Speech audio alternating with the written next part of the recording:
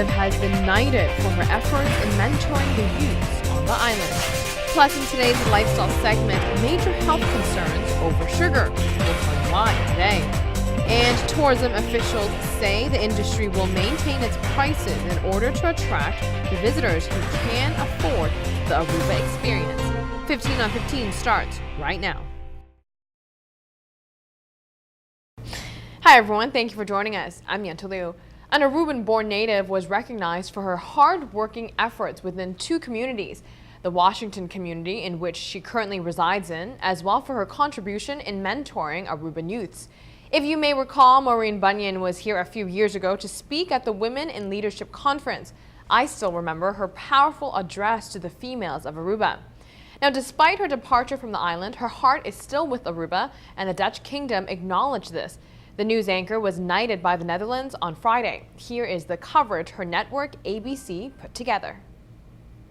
In addition to the hard work that Maureen has done in her decades in front of the camera, she received a well-deserved honor for her work in the community here and in Aruba. Why Aruba? Maureen was born there, and it's part of the Dutch Kingdom. She's receiving this honor for all the work that she's done in mentoring young Arubans over the years. That's an important thing for all of us, not only Aruba, but for the entire kingdom. Maureen has helped hundreds of young people start their careers in journalism and other educational endeavors. Maureen has been an incredible facilitator for Aruba in many ways. She's opened so many doors to her own contacts, not only on education, but also at all different political levels here in Washington. Here and around the world, working in tandem with the Aruban Ministry of Education and American universities, including Harvard. It's a tribute to what she's been doing. They're, pillars of society, and I'm very glad that we honor them. Moving forward in other local news, the closing of the Westin represents more than just a change in ownership and management for the property. For many years, the Westin was home to annual food festivals, from professional contests such as the Iron Chef competitions to taste tests from aspiring hospitality students on the island. During a recent meeting between tourism stakeholders, more than one hotel on the island are looking to be the new host for food festivals. Perhaps with the change of location, there will be a twist to make it even more relevant.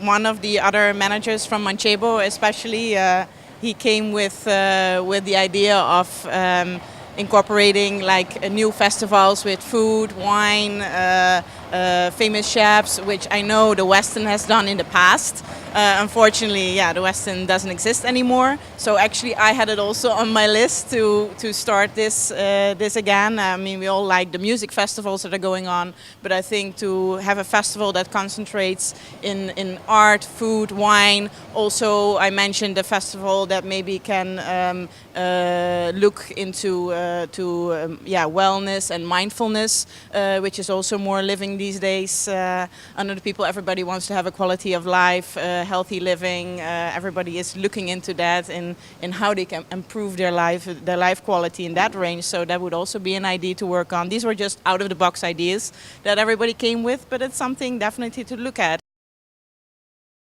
Now, whether you are a soccer fan or not, admit it, you've somehow been preoccupied with the World Cup. Whether you're a parent who has to put together outfits for their kids to show their support for their country during the games, or perhaps your work has been much busier due to the games. Face it, the excitement is absolutely everywhere. One way or another, you have probably been involved. The ambiance and atmosphere on the island during this time is incredible. Wednesday at noon, the Netherlands will play Australia. Wondering if Aussie fans are shaking in their boots after the Dutch's defeat against the Spaniards.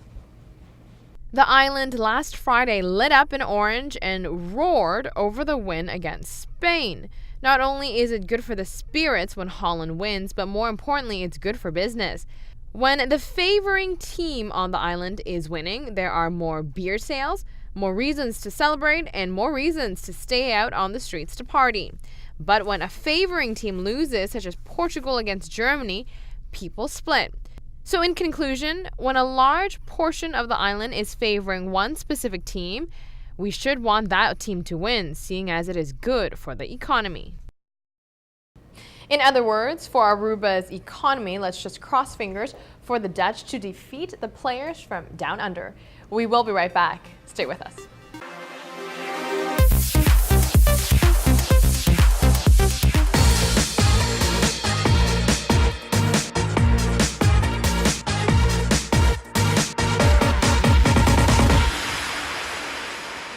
Welcome back from the break. We know that sugar isn't the most healthy ingredient, but some scientists are calling it poison. The World Health Organization, along with other international experts, are majorly concerned over people's overall intake of sugar. Experts say sugar can act like poison in high doses, and the amount in our diets has gone beyond toxic. The typical American now swallows the equivalent of 22 sugar cubes every 24 hours. That means the average woman eats 70 pounds, nearly half her weight, of straight sugar every year.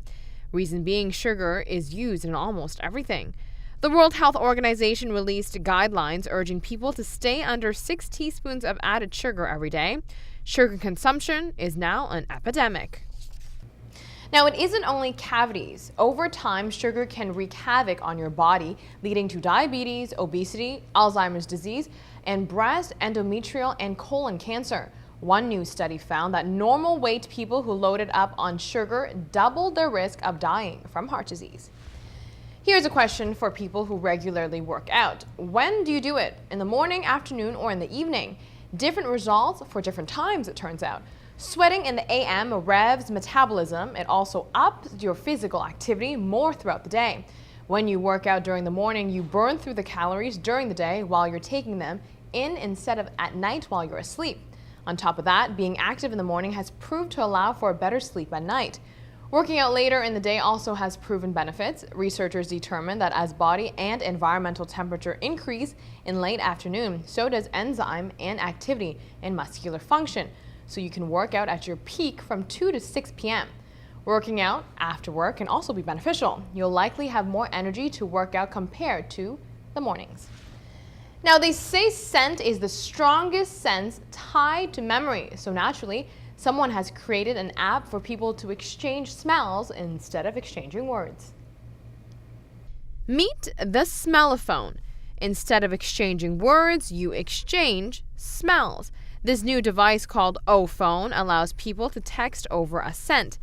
David Edwards, a Harvard engineering professor, invented the O-Phone, which will allow you to create more than 300,000 unique aromas by mixing and matching 32 basic scents.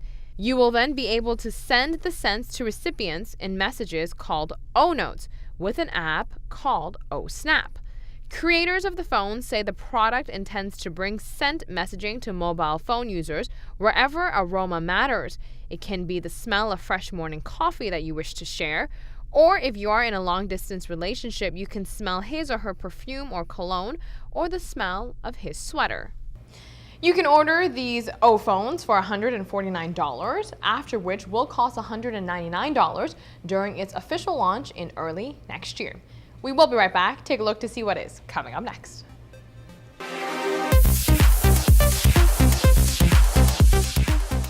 Aruba is a pricier destination compared to other Caribbean islands. With that being said, though, the director of AHATA says tourism partners within the industry on the island needs to keep their head high and buy into the fact that Aruba has a good product. Tourists seize the value of the island, therefore there is no need for the island to give in and reduce their prices. Jim Heppel says Aruba needs to go towards the direction of catering to the more affluent visitors. Besides for the island being a worthwhile destination for tourists to pay more, the cost of doing business on the island is also higher than other islands, meaning the tourism sector needs to be on the same page and not back down on prices. You've got to be confident, because one of the things that happened in the past was that some of the hotels, if they saw that demand wasn't picking up at the rate that they had hoped, they would discount the prices, because there's tremendous pressure from the tour operators and the wholesalers in North America, in Europe. They're constantly saying, we need a lower price, we need a lower price, and it's a very competitive environment. You're going up against places like Mexico and the Dominican Republic that have lower costs of operation. And they can make money with lower prices, but we can't. We have a very high cost of doing business, so we have to have higher prices. There is a steady demand for visitors to experience Aruba. This demand seems to be growing. The island wants tourists who are willing to pay a little extra to come. AHATA, together with ATA and the Ministry of Tourism, believe this is a good direction to head towards. And if you're confident and you can say, look, the overall experience of Aruba is such that you should be willing to pay a premium for it and just stick to your guns, then you can get it. And that's what's been happening. The demand has been pretty good, been pretty solid. I mean, looking forward for the balance of the year, the trends are all up, not just in terms of the number of visitors, but in terms of the price they're willing to pay. So we think that this is the right strategy. Positive results can be seen with the change in marketing and advertising efforts. The success of the island's first quarter tourism numbers is largely thanks to the transition in marketing methods. Certainly since we changed agencies almost 2 years ago now, the briefing to those agencies was, look, this is the segment that we want to go after. We want to go after a more affluent visitor.